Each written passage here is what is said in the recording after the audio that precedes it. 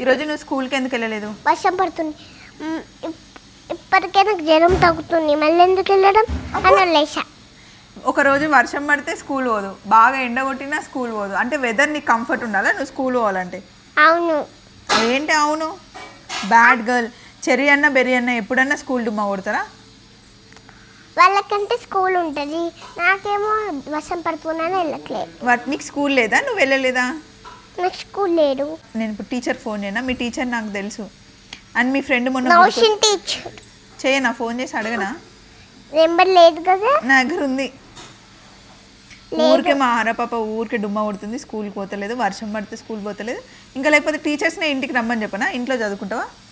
ఇంట్లోనా? టీచర్స్ ఇంట్లోకి రాదు, స్కూల్కే వస్తారు. మరి నువ్వు స్కూల్కి వెళ్ళాలి కదా.